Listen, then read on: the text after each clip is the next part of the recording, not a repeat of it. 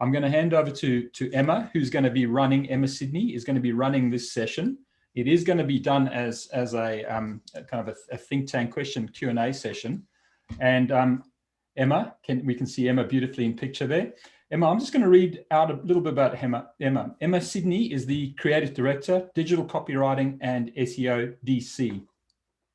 Representation of gender and culture has been a key interest for Emma Sydney since the 90s, when Emma graduated with a double BA honours degree in cinema studies and cultural studies at the University of Melbourne.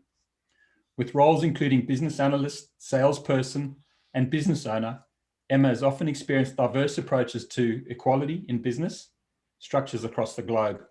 In working with over 4,000 businesses, Emma has often worked in a male-dominated department or in industries such as freight, forwarding, and employment law. I guess that's been pretty tough, Emma, and I applaud you for kind of having battered through that. Emma's going to be facilitating this leading DEI discussion. So Emma, what is DEI? And over to you. Thank you. Thank you so much, Bill. And thank you, Nola, for the acknowledgement to country. That was beautiful.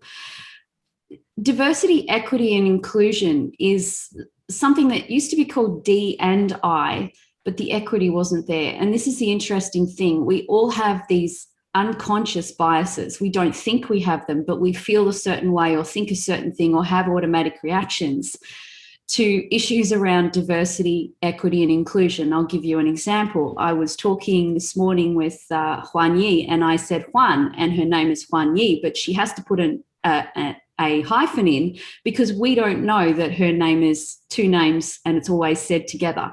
So there's just these small things in our world that are always going to be unconscious, but will affect how we relate to the world.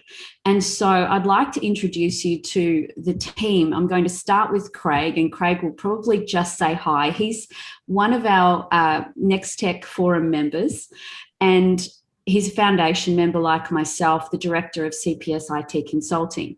Now, Craig has over 20 years experience in the recruitment industry, and he's lived and worked in South Africa, the UK, and Australia. And he brought this forum together to address the concern that many organisations do not have a way of assessing their current DEI makeup. And they want and need to see the current state of their business in order to look at the future state that they want to create. So one of the amazing things we're going to be talking about today is the fact that we can assess and measure DEI metrics. And when they are available, then culture and business goals can be aligned. This is not just to tick a box. This is to give us the best business outcomes. And so it's a pleasure that Craig has been busy in the background creating this session for you. So welcome, Craig. Everybody just say hi to Craig.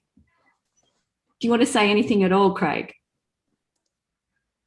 Just unmute yourself, my dear. Isn't a note, do you know the three best words in the most popular words on Zoom? You're on mute. But anyway. Yes. I thought it could have been please be quiet. Someone published a book 3 months ago called "You Are on Mute." Yeah, that was the title of a book recently. Look, thanks, Emma. Look, if I could just thank everybody for affording me their time today. The real purpose and why I've forged ahead to bring everyone together today is that based on my experiences on 3 continents, what I have seen is prejudice throughout the recruitment process. And unfortunately, there's a lot of talk, in my view, about trying to be diverse, trying to be equitable, trying to be inclusive. There's much talk about it, but there's very little action. After meeting Lee, whom I've worked with in the past in the UK, and looking into the work that he's been doing, and then catching up with Peter and understanding what he's done, my view is that I've now come across 2 phenomenal organizations that are actually impacting change. And that's why I wanted to host this event, to share with the world that it can be done and it doesn't have to be a talking point. So I thank you all, and I'll leave it to Emma to drive the conversation forward with Peter and Lee. So thank you very much. Thank you, Craig. And it's a pleasure to be asked by yourself to host the discussion that's ensuing now. First of all, I'm going to introduce Peter Mousaferiadis to you. So he's the CEO of Cultural Infusion. I was just looking up the website for Cultural Infusion recently, and it's been going for quite a while now, so this is not a new initiative. Peter is a cultural entrepreneur and visionary speaker, and he has held some amazing roles. He's produced major intercultural productions for the United Nations, the Parliament of World Religions, and the United Religions Initiative. And he's also produced the winning slogan of the 2013 United Nations Alliance of Civilizations, Do One Thing for Diversity campaign, Diversified We Grow. In 2015, Peter was appointed an associate of Gary Baumer, UNESCO Chair for Intercultural and Interreligious Relations in the Asia-Pacific region. He's a formal partner of the Australian National Commission for UNESCO. Cultural Infusion, his business, provides cultural education programs across Australia, and they've recently launched Diversity Atlas. Now you can see Peter sharing the screen with me now. Diversity Atlas is a platform that helps organisations define and measure their cultural diversity to drive better, more informed DEI strategies. Craig considers it one of the most effective DEI platforms, and it's been seen to be so. So household names, we're not allowed to say who, are deploying this for their global business to find out their DEI makeup and to find out how to then move forward. So welcome, Peter. It's great to see you here. Good morning, Emma, and thank you. I don't know how I'm going to stand up to that introduction now. I feel quite humbled. Good morning from Melbourne, Australia. Good morning. Good morning. And I'm sure you will in the ensuing conversation. After all, this is only a biography. It's not a beat up. So it's an incredible pleasure to have you here. I would also like to mention Lee McQueen. Now, Lee is the CEO of Phoenix 51. He's also the UK winner of The Apprentice in 2008. Lee has 19 years experience in talent acquisition, including the assessment and competency framework space. He has a genuine passion for helping organisations to select future talent. Underpinned by a core understanding of the importance of talent analytics, Lee is firm in his belief that data-driven approaches will define the next epoch in talent assessment. Now, like Peter, Phoenix 51 has developed a tool that assesses and helps people to work within this space. His SaaS platform uses digital frameworks aligned to the role that's actually being recruited for. So using a guided interview process, candidates are scored against role relevant criteria, and the scoring and weighting allows recruitment through data-driven analysis so that unconscious bias doesn't play a role in initial candidate presentation. So this is really quite a lovely way of bringing the two worlds together. And I think in both cases, what I've discovered is that the platforms and the ideas that are involved in it go right through the life cycle of employee relationships. So welcome, Lee. Great to see you here. Morning. Good morning, everybody. I am still dining out on the fact that I won the Apprentice back in 2008. You didn't have to put the year on. You could have just said I won the Apprentice. But you know, nonetheless, I think my previous boss is on your shores at the moment, actually, running the Australian Apprentice. So keep your eyes peeled for that one for sure. But yeah, lovely. What's his name, Lee? Lord Sugar. So it's Lord Alan Sugar. So I think he's definitely there's a new TV series coming out for sure. shortly in Australia. But again, Emma, thanks for having me. Thank you everybody for having me. And I'm loving it as well, because in the breakout room we met Alar, and he's in Scotland. So at least I'm not the only one on the call that's 11:30 at night. As you can see, it's dark here rather than light. So Ivan, I might take you up later on that beer suggestion, because it's all right for me to have a beer at 11:30 at night. Do it, mate. Do it. That's absolutely the case. That's absolutely the case. So we're going to cover some general topics, and of course, we'll go into something more detailed as the conversation ensues. But I'd like to start kicking off with the first question, and that is, why is diversity, equality, and inclusion matter? Why is it a thing? So who would like to answer first, Peter or Lee? I'm happy to go first on that. Thank you, Emma. I hope that's okay, Lee. Perhaps the best way for me to answer this is to share my own experience. In various guises, over 3 decades now, I've been working to promote diversity, in particular our most underutilized brand, and something which I often describe as our most recognized brand, humanity's cultural diversity.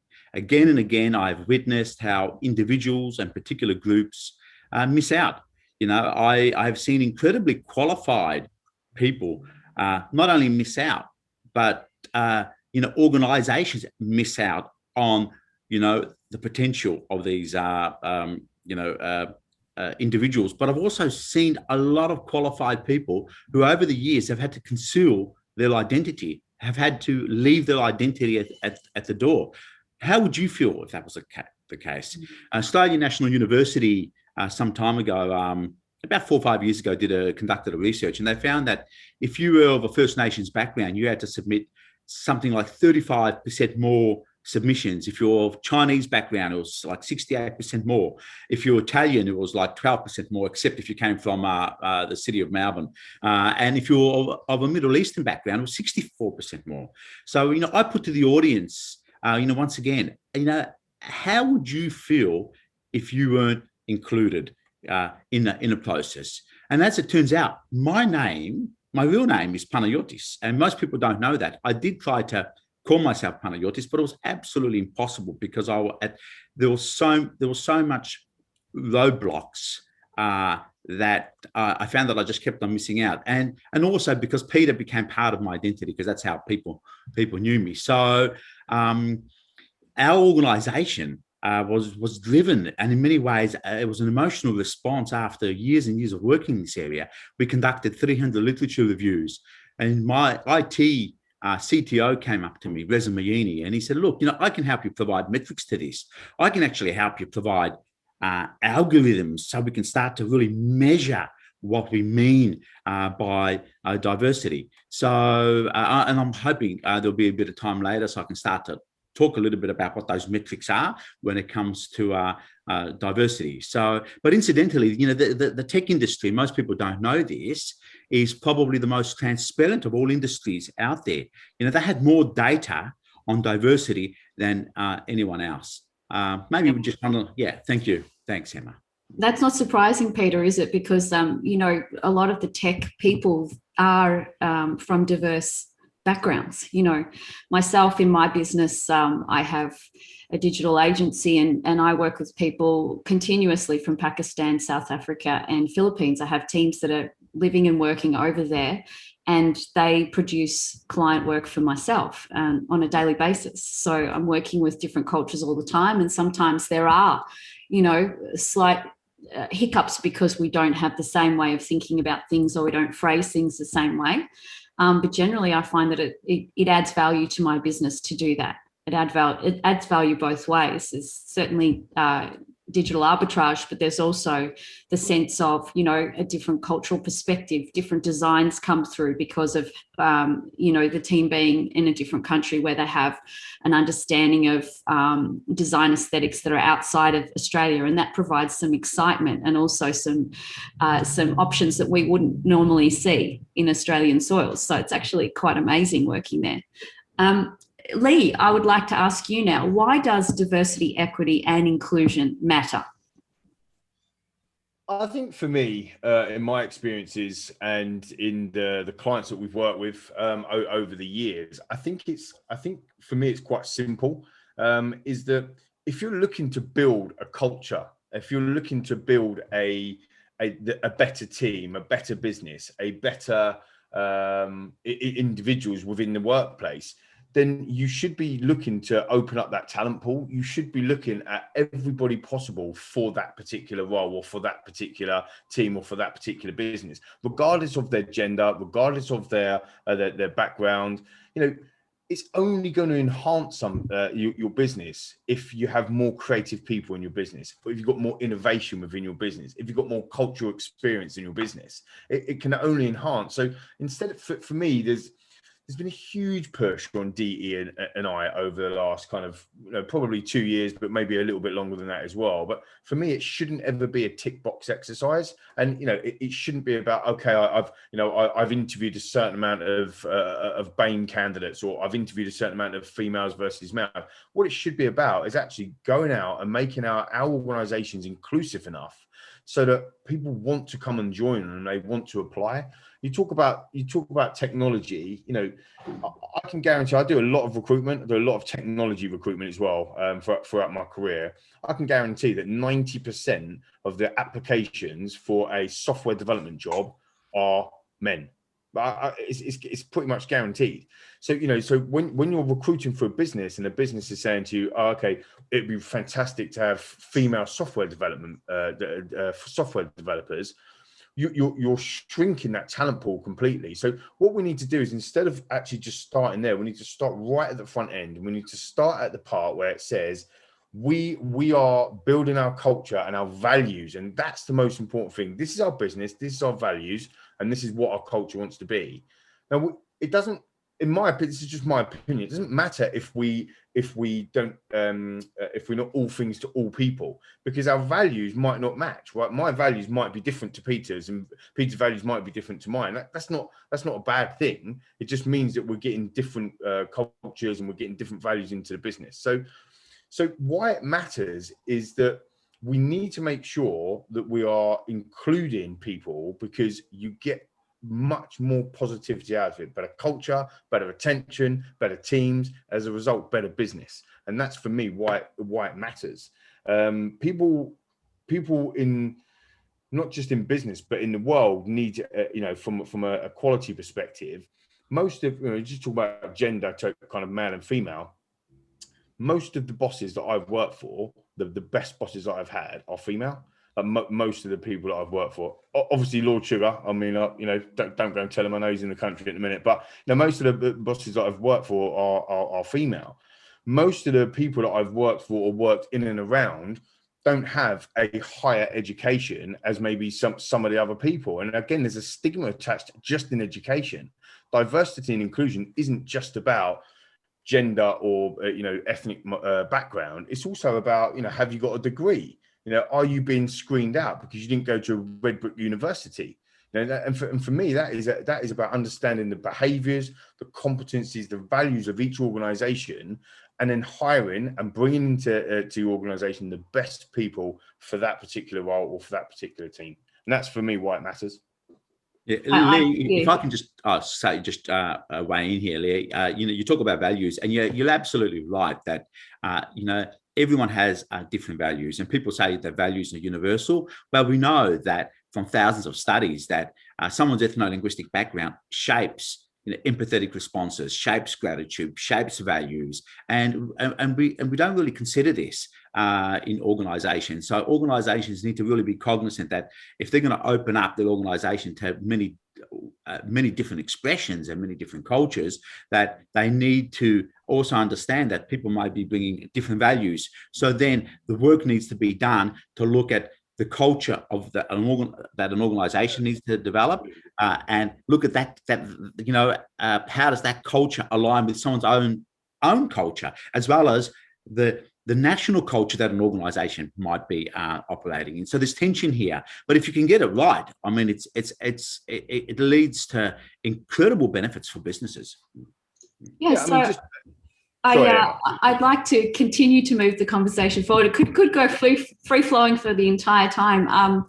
There's some interesting things about diversity, equity, and inclusion that I think can be spoken about. So, for example, I was talking to someone about it the other day, and before I even knew I was going to be facilitating this forum, and I said, you know, women in CEO roles in Australia are still in the minority. And they were saying, oh, what do you mean rubbish, blah, blah, blah.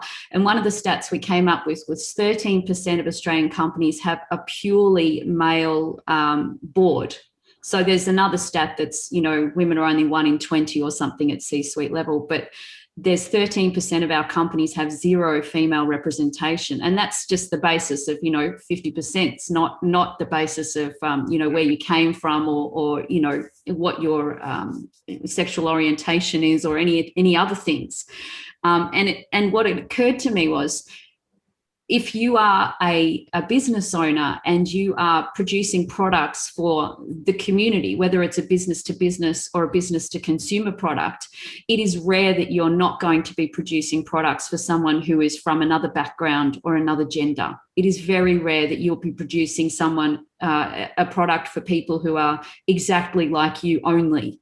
And so if you consider that fact in business, then there rises the question, well, how do you include those other perspectives? How do you include their wants, their needs, their pains, which is how a product gets sold, right?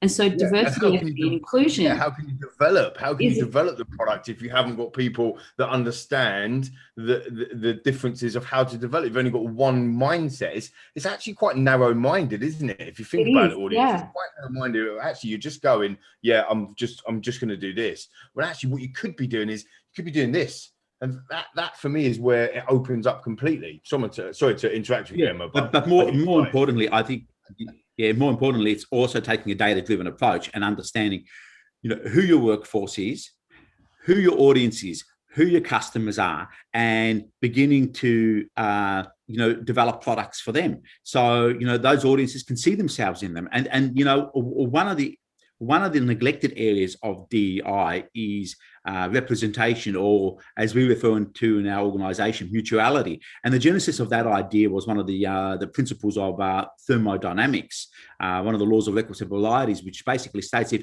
any system is not as equally as varied as the environment it's operating in, it will create tension and probably eventually disappear. And you see this with, you know, major international corporations now, and we've done a bit of work with the BMW World Group, which recognizes the minorities are going to become the majority, and they've been tailoring all their products and all their marketing, and as well as all their supplies out there to make sure that they are really reflective of the whole community that they're working in. Yeah, that makes sense, doesn't it? So diversity, equity, and inclusion is good for business.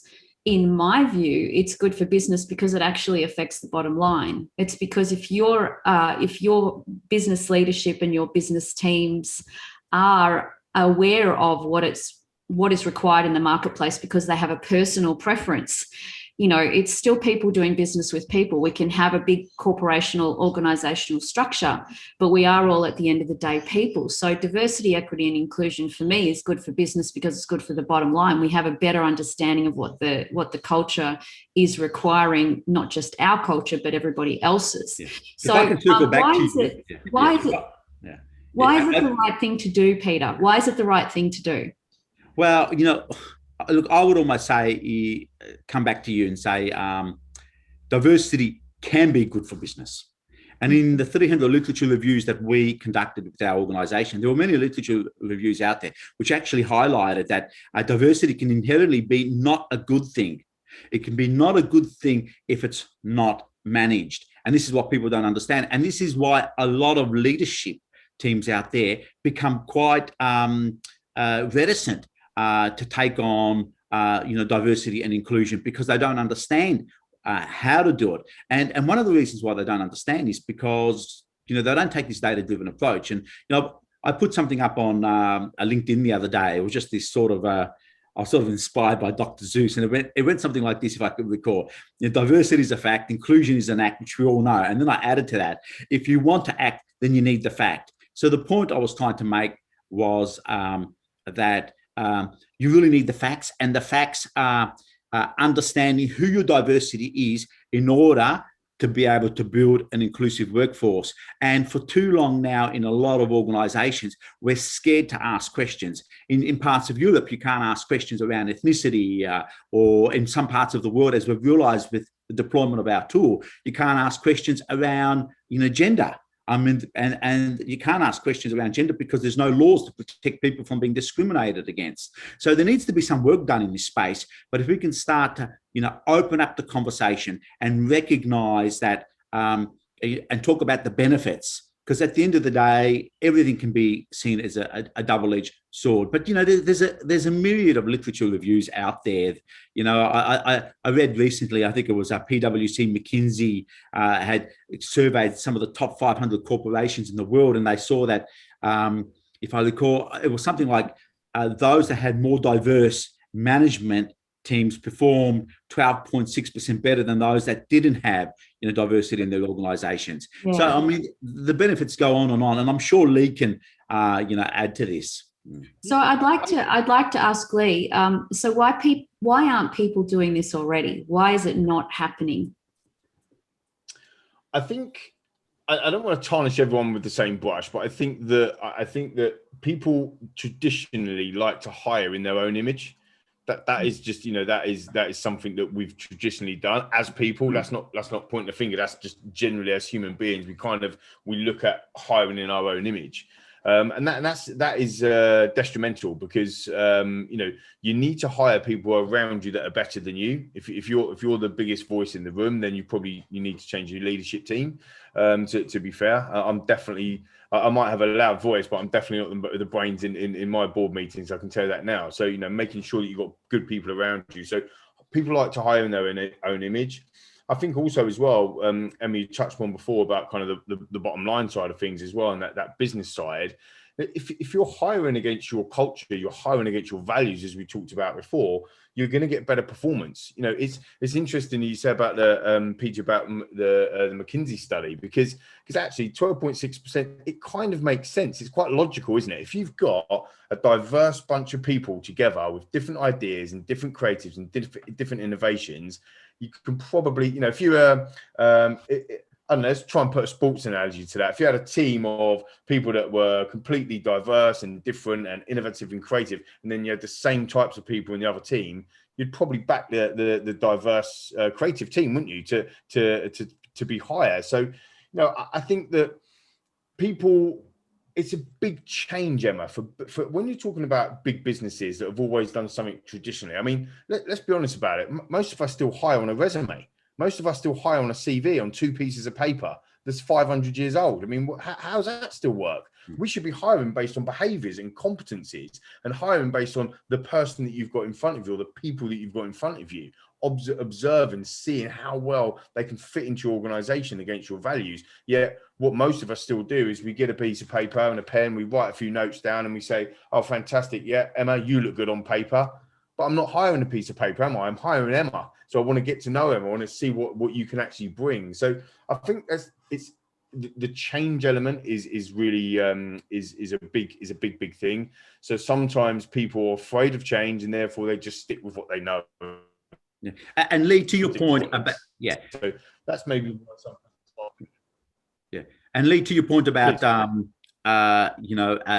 hiring people who don't necessarily have the best skill sets, who are not the most educated.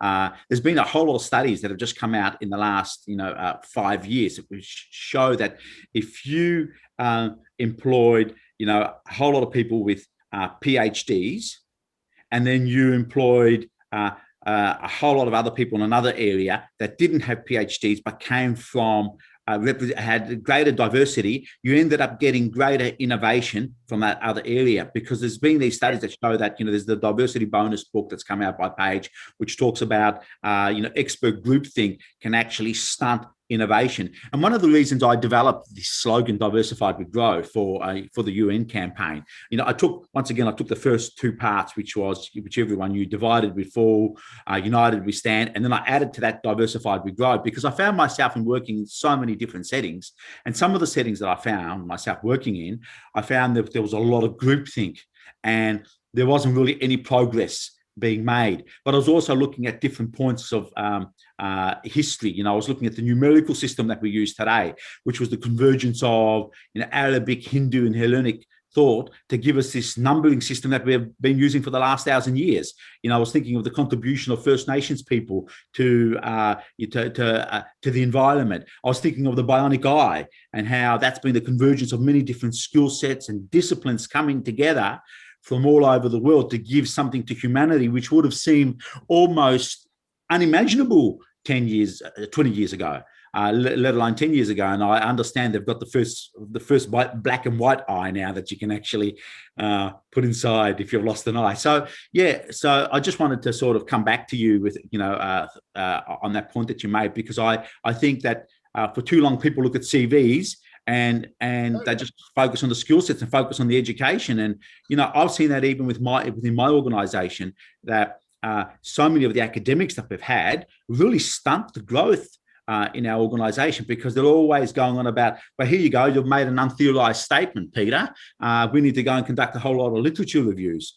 You and I, the work that we're doing is groundbreaking. It's innovative. We're cutting edge. We're out there. So academics usually come afterwards and probably document the work that we do. So I'm not trying to put academics down. I value the work that they do. You need them, but of course, we need diversity.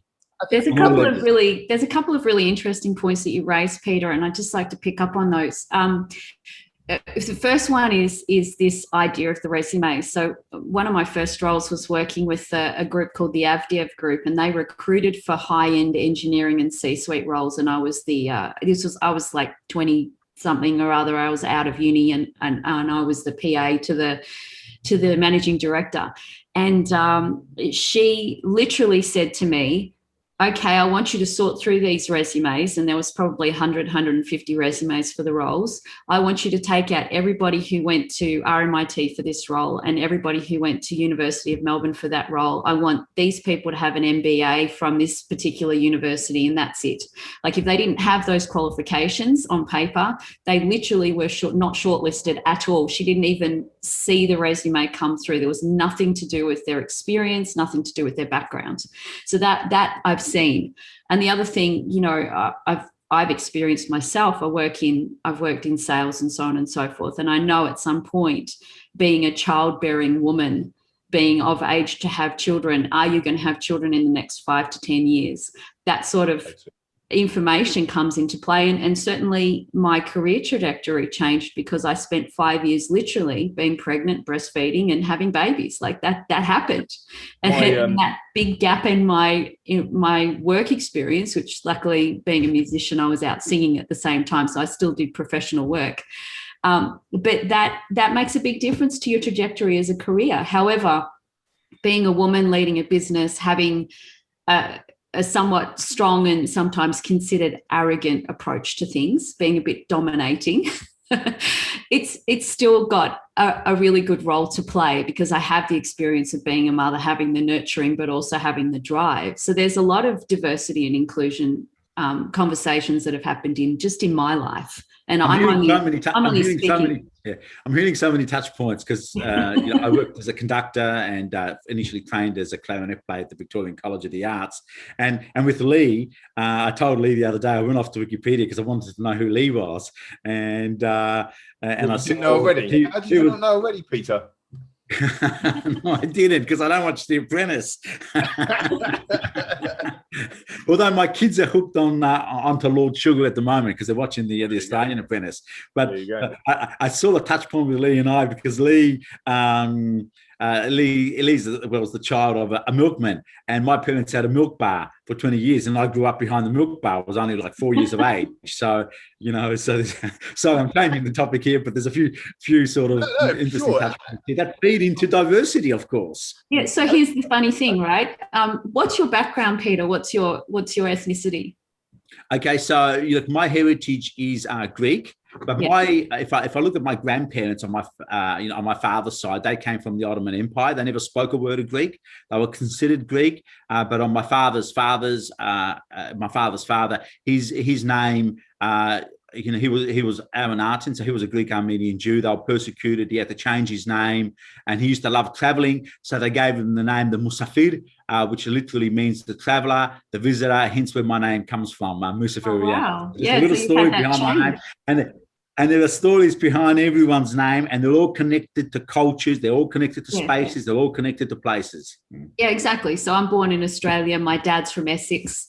Originally, my ethnicity comes from the Isle of Man, which is a little island off England. And then also my Australian-born parent, she has an Irish heritage back 4 generations, not convicts, which, is unusual for Australia to some extent. So I've got that ethnicity. And then we've got Lee. Lee, you're obviously living and working over in the UK. Tell me about your heritage.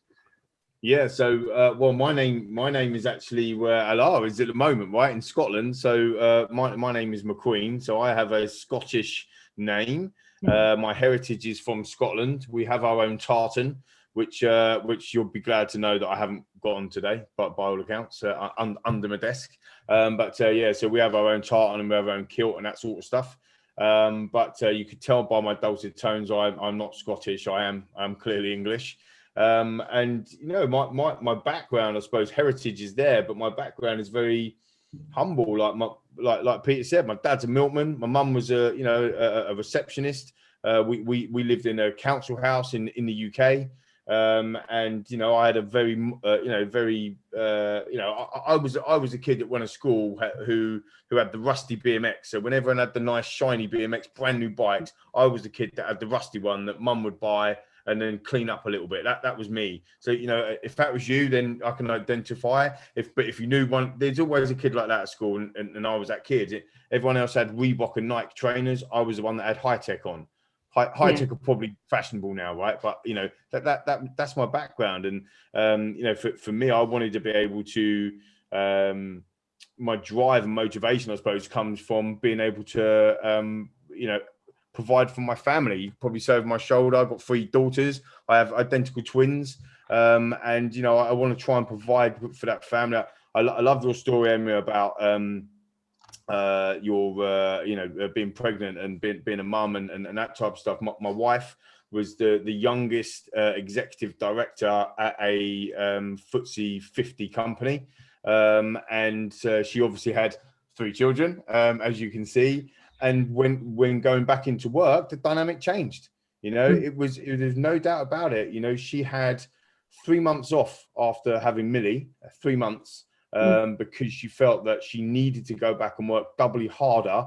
Otherwise, the men would take over in the role. It's a man's world in that corporate world. So it's just bring it back to the subject at hand. Essentially, that's the bit that we need to change. That's the bit that we need to tackle. That's the bit that we need to be inclusive by, and making sure. I've never understood how mums who've had obviously children and mums and they're going back to work. I've never understood how someone would look at that and think that's a disadvantage. How is that a disadvantage? For me, the experience that you've had, the way that I've obviously got 3 children, so I can relate to that. It's a massive skill set to have. To come into my business and then be able to utilize that experience. Does that make sense, Emma? So it totally does. Yeah, it does. I can't understand employers that don't look at it in that way, but maybe I'm naive. It's an interesting thing, and so my experience, I considered whether to take a case to the courts about my personal experience for being a woman in employment. So I was in a sales role and I had a territory, and my territory was quite nearby my house. But the wisdom of the sales team was to basically, I think they were trying to remove me from the position by me not being able to meet the expectations. And I had to negotiate twice to get the ability to have drop-off time and pick-up time from childcare, i.e. 7 a.m. and 6 p.m. being start and finish times in my sales roles. They were trying to get me to go out of territory and to arrive somewhere before my 7 a.m. drop-off time was possible, and after the 6 p.m. drop. So I'd be asked to drive to Churnside Park for a 4:30 appointment, which takes 2 hours, and then to get back, it takes 2 hours. And, you know, that sort of thing was going on in my personal experience being in a sales role. I did take a business to court and won on the basis of discrimination because of an injury. But, you know, the reality is I run a business because I have children and I want to be able to see them. You know, that's pretty simple. Isn't that a crazy thing to have to do? So that, you know, you have to exit the structure in order to create a world that works for you. So I'm sort of talking around the houses here, but I'd love to talk about discovering the DEI matrix of your business. So I know that you both have tools that work with this. So I'd like to talk to Diversity Atlas and just talk about the structure that you have first, Peter, and then Lee. Tell me about how you help people to discover their DEI matrix and work with that. Yeah. Before I answer that, Emma, look, I just wanted to make a big picture statement here. Working with a lot of intergovernmental agencies, and one in particular, UNESCO, which is the United Nations Education, Science and Cultural Organization.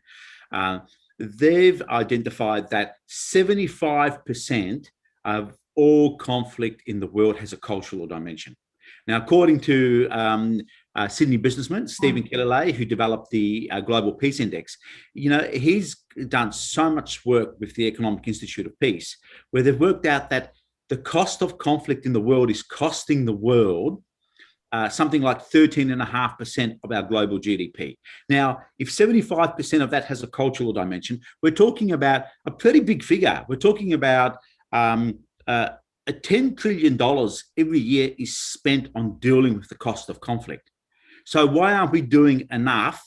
Why aren't we investing in culture so we can understand it? And I would say that every setting, and now coming to your question, every setting is intercultural. Every setting is diverse. Every setting is interreligious, or someone has some conviction in something.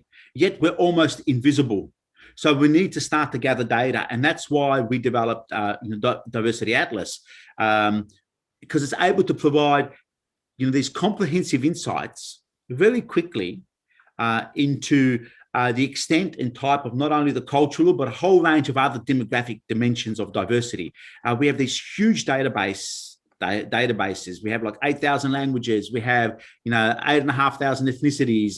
There's, you know, thousands of religions. We use country of birth. And then we intersect that against all these other dimensions. Education, position type, position level, gender identity, gender expression, biological sex, sexual orientation, age, disabilities, and so many other aspects of identity. So, which is really important, because you brought up gender early on and how 13% of boards have got are all women. Okay, we want to build. Yeah, also all men. All men. Sorry, have zero women in representation. No, sorry, yeah, all men, and there's no women in those 13% of those boards.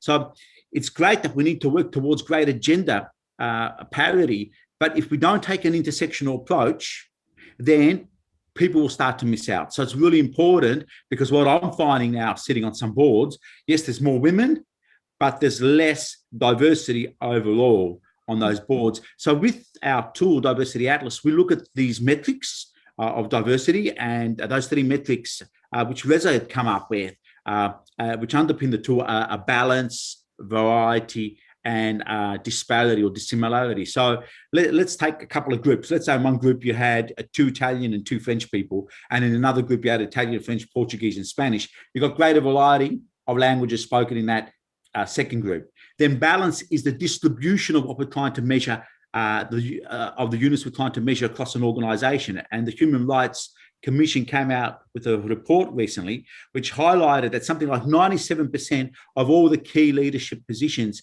of the top, I think it was 200 companies in Australia, were held by people of a Northern European background. Not at all reflective of of the Australian community. So that's balance. And the last metric that we look at is this dissimilarity, which is trying to look at the distance between each of the units that we're trying to measure. So let's say that second group, which I talked about, which had a Portuguese, French, Italian, and Spanish person. Now think of another group which has got a Portuguese, Arabic, Japanese, and Swahili speaking person. The diversity in that second group is going to be much greater, because diversity, simply put, just means difference. And diversity needs to be an aggregate of a group. No one thing can be diverse. So that's the approach that we take with our mapping tools. It's a really scientific approach. Yeah. That's great. So Lee, tell me, how do you help people discover their current DEI matrix and work within that to achieve a different outcome? So for us, it starts at more the front end from people having people being already in the organisation with Diversity Atlas. For us, it's about getting people in the organisation. So our tool is looking at the behaviours, the competencies, underpinning the key values, taking away that unconscious bias. You can't. I'll just make one thing clear. Actually, you can't totally eradicate unconscious bias. I think you mentioned this right at the beginning, Emma. We all have it. It's unconscious, right? That's why we don't kind of realize. You know, I think that there needs to be some act here around kind of training development, understanding that we have it, and then trying to mitigate against that. You know, having a rigorous process around core values and behaviors and competencies, you know, qualitative and quantitative data of people coming into the organization starts to mitigate against that unconscious bias. And regardless of what, you know, your background or your gender or so on and so forth, if you're good for the role, then ultimately you should be hired for that role and developed. So that's essentially what Phoenix 51 is doing, is pulling them data and that insights all together to ensure that we've got that better hiring decisions or people decisions. I just also want to touch on a point that both of you have made throughout the morning, which has been on kind of business and and money and return on investment. I cannot tell you how many businesses, and we work around the world in the APAC region, throughout Singapore, throughout mainland Europe, all of UK, all of the US market as well. And the amount of businesses that we talk to that have a problem with retaining their staff. Retention is a massive issue, and it's a huge cost. Peter, you talked earlier about kind of 10 trillion pounds from it's costing us, because what we're doing is we're trying to tackle the problem, or it's a little bit like health, right? We're trying to give people tablets or drugs to prevent, but we're not curing. What we need to do is we need to cure the problem, right? And rather than prevent, papering over the cracks, whatever analogy you want to use. And retention from a recruitment perspective is huge. So what typically happens, the CIPD will state that it costs between 15 and 30,000 pounds or 50,000 Australian dollars, if I can do the quick conversion, for every bad hire.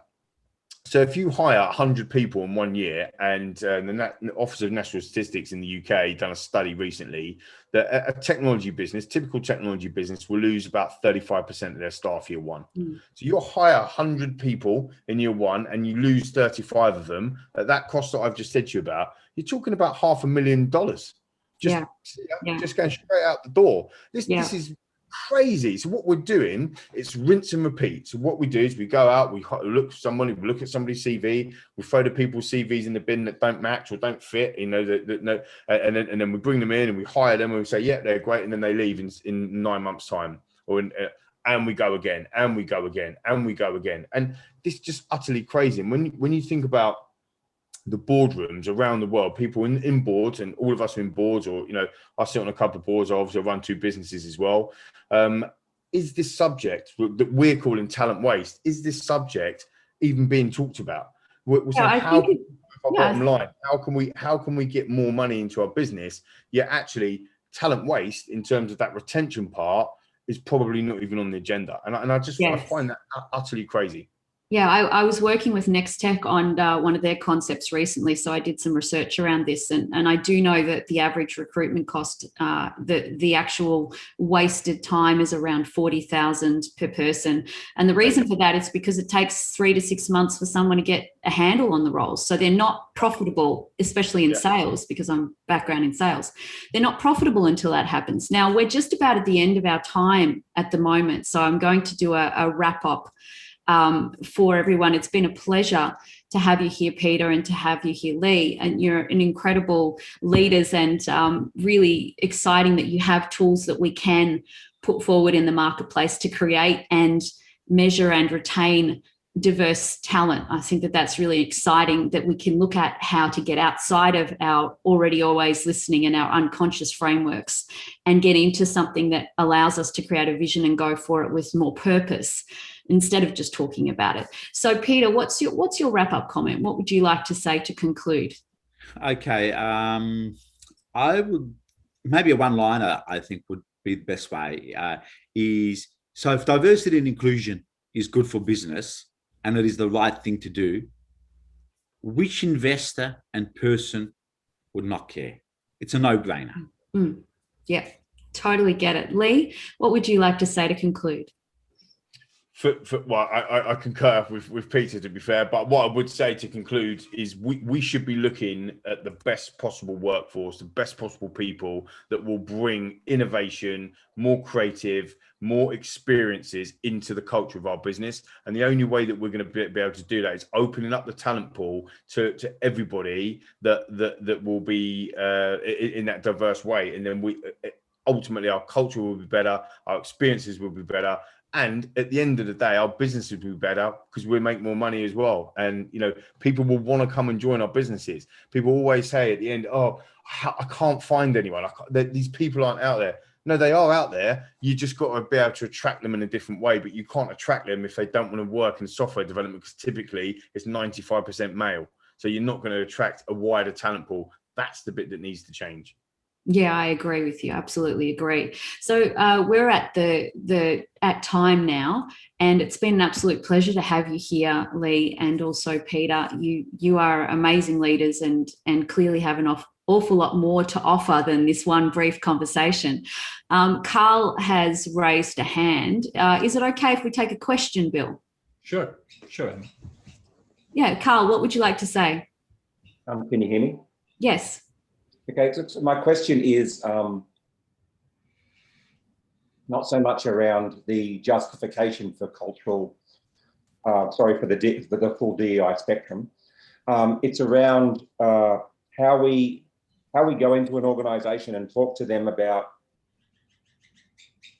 how we can quantify the gaps for them, because it's been mentioned a couple of times during the chats, the importance of metrics, being able to quantify to somebody, this is what your gap is, and then compare them to some sort of business case study that says, this is how an organisation that doesn't have those gaps is performing in comparison to you. It's really important, but I'm struggling to find the tools or even the organisations that can guide me in realistically quantifying for my clients where their gaps are in the DEI space, so that we can then look at the candidates that can help them plug them. Yeah. Peter, would Diversity Atlas take care of that? Yeah, absolutely, Carl. You know, the true extent of any opportunity and participation gap is not really fully understood, because there's no consistent, reliable data on inclusion and representation. And what Diversity Atlas allows you to do, we don't like to say gaps, we like to say opportunities, because everything's an opportunity at the end of the day, and it's a mindset. So it allows you, especially with large organizations, and we're working now with some organizations that have got more than 100,000 staff, one of the largest tech companies in the world. And the data and the insights that we're getting now is incredible. The conversations that are opening up and the opportunities that are also opening up. And what most people don't realize, especially large organizations, is they don't actually know who they are. You know, like in a small organization like ours of 35 people, when we used the tool, we had someone who put down they spoke 7 languages, and they said they spoke them all at an advanced level. So I asked that person to nominate, themselves, and they said, yeah, where we come from, everyone speaks 7 languages, and most people in our organization spoke 2 languages, some spoke 3, some spoke 4, some only spoke 1. But it's about having a tool that can give you that instant insight. And with a 4-minute survey, we're able to produce all sorts of reports and dissect that in a myriad of ways. And I just want to be really clear, with Diversity Atlas, we're not about essentializing culture. Far from it. We're about recognizing that we're all multidimensional, we're all multi-layered. There are many aspects to identity, and it's about recognizing the opportunities. Think of a large workforce that might have 100,000 people, and you go, well, we didn't know we had 7,500 people that identify with Islam. They go, Ramadan coming up. Why don't we invest maybe in floating days? Why don't we recognize them? Why don't we set up a prayer room for them? So, I mean, the value proposition is endless when you take a data-driven approach. But without data, there's no way you can work towards becoming fully equitable, inclusive, and representative. Yeah, I get the importance of the data. Carl, I'm going to stop you there, and I'm going to suggest that you take that thought and ideate it in what is our next segment. And really the next segment, and thank you to the panel for a wonderfully thoughtful and thought-provoking discussion, folks. The challenge now is for us to take some of those nuggets, bring them into a forum where we'll break out into groups of about 4 or 5, and to take those ideas and take them further. This is the great notion of diversity, because we are now going to take the diversity of 3 and turn it into the diversity of 20. Let's see if that really works in practice. I'm sure it does, because I do subscribe to this, but let's put it to the test. Emma, thank you for leading the charge. That was awesome. Wow. Ivan, as our wonderful guy behind the scenes at the moment, if you could break us out into the rooms, the idea, 3 to 4 messages, 3 to 4 nuggets to bring out of this. Let's go, guys. Let's see what diversity, equity, and inclusion can do. Brilliant.